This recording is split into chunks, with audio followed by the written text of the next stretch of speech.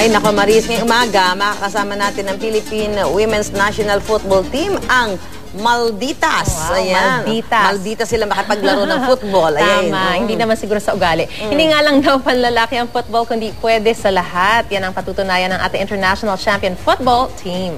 At live mula sa Taguig, makikita natin ang training ng football team na yan. Kasama si Valerie Tan na magpapaturo daw ng football. Tama ba yun, Val? Baka mabalian ka ng buto.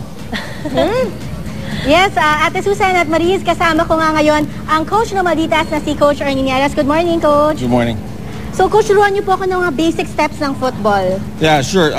Well, basic steps of football is you basically have to use both your left and right foot. Kunin po natin tong bola. Okay. So, Tasha, Stephanie. Okay, we're gonna have Tasha and Stephanie demonstrate you can use the other ball. Okay. So what they're gonna do now is they're gonna dribble up and down the inside of the foot. Okay, go. Inside of the foot, inside of the foot. Coach, bakit po ba dapat inside of the foot? Mas may control ka sa bola kasi natural movement ng paa natin yung ginagamit yung inside ng foot natin. You have better control. You're keeping it in between your legs and in front of you the whole time. So it's easier for you to be able to move forward and backward. Now if you want to move sideways, side of the foot, go side to side. Okay, then use the side of the foot. If you want to transfer the ball from the left side to the right side, like what they're doing right now, they're using the side of the foot. So, yung labas ng paa natin yung ginagamit natin. Pag gusto natin itulak yung ball sa kaliwa o sa kanan. Ito po bang football, syempre alam natin na it's a very male sport, pero bagay din po ba ito sa mga babae? Oo, syempre. Kasi hindi naman to dahil male-dominated sport na panlalaki lang. Maraming agility yung mga girls natin na nagagamit sa football. One of the thing na maganda sa mga babae, magaling sila sumayaw. So yung movements nila from side to side and the way they control the ball. Andun, obviously may advantage yun sa lalaki kasi meron silang power in the way they kick and everything. But sa babae hindi. Actually sa akin, mas madaling turuan yung babae sa lalaki. Sige po, Coach, puntahan ko lang sila Natasha at si Stephanie. Ate Susan, Maris, ito si Natasha, siya yung isa sa mga senior players at si Stephanie ang kanilang ambassador. So Natasha, matagal ka na nagtitrain for football? Yes, I've been in the national team for almost 6 years now. And I've been playing football ever since I was grade 4. At ang training nila, Ate Su Mariza, ay hindi biro-biro dahil araw-araw, 4 hours a day kayo nagtitraining. Nagtitraining kami, 2 beses sa isang araw. So, 6 to 8 a.m., tapos 4 to 6 p.m. Tapos yung matindi dito is, nagtitraining kami kasabay ng mga lalaki. So I'm sure ang dami yung sakripisyo na nagagawa para lamang sa sport na to at para sa nation. Mas lalo na ngayon dahil since mas malapit na kami sa tournament, ngayon nasa closed camp kami. At dahil dito, pati mga meals at natutulog kami kasama yung buong team para matindi yung bonding namin on and off the field. Okay. Kasama naman natin si Stephanie, ang kanilang ambassador. So Stephanie, bakit nga ba, may tatanungin ako medyo seryoso. Ang Ascals kasi sikat na, pero ang Malditas, alam ko 5 years na kayo, pero ngayon palang umuusbong ang inyong pangalan. Bakit nga ba?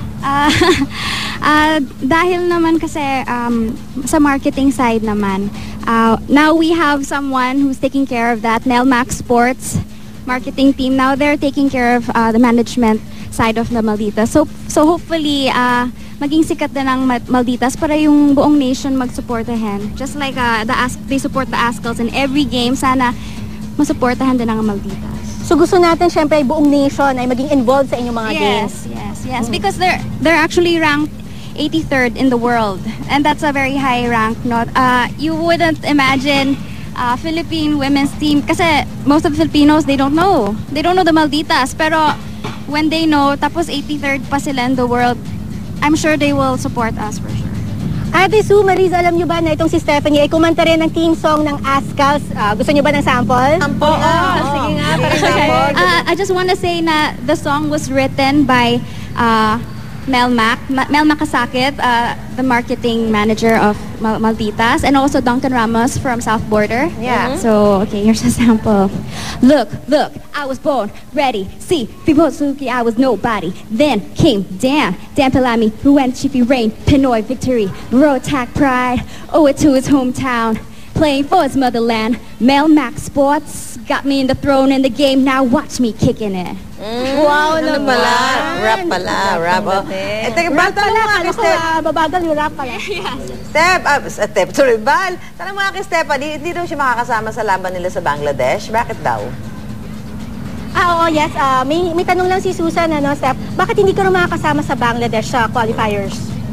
Actually, as ambassador, I will not be playing with them for the tournaments. But I'm here in the Philippines to continually encourage the Filipinos, the nation, to cheer them on. Kasi imagine you're the national team, but you don't have people, telling you, "Come on, let's do it, girls." That's my role here. So Mensahe also na lang. update everyone, how they're doing, what they're doing. Val, mensahe na lang para sa grupo na lalaban sa Bangladesh sa May 21. At ano yung chances na talagang umabot tayo sa qualifiers? Sige, itatanong natin yan kay Coach, Coach, ano ba yung chances natin daw para sa game ninyo sa Bangladesh itong darating na May 21? Well, it's very good. The qualifiers, when we top the qualifiers, then we go to the AFC finals next year in 2014. Out of the 8 teams that will make it to the finals, 5 teams go to the World Cup. So you have a 50% chance of making it to the World Cup. So it's the best chance we'll ever get, not in this generation at least. Let's hope so, Coach.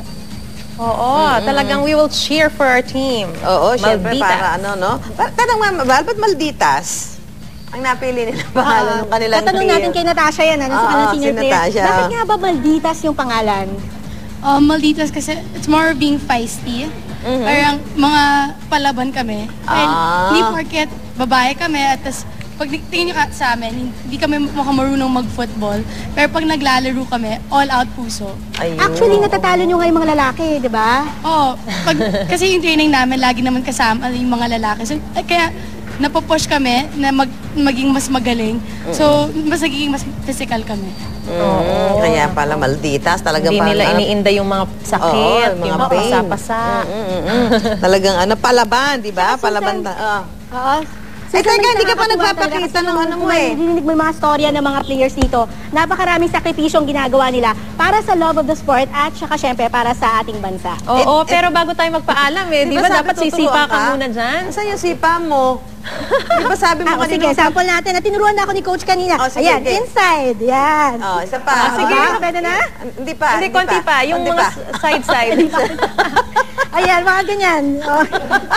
Ang hinhin. Konti pang Maldita. Ano, Diba, Val? para mapasama sa Malditas. Salamat, Val, at kay Coach, kay Natasha and Stephanie. Thank you. Good luck po sa inyo. At syempre kay Val na talagang with With poise and grace. di ba? Ang hinhin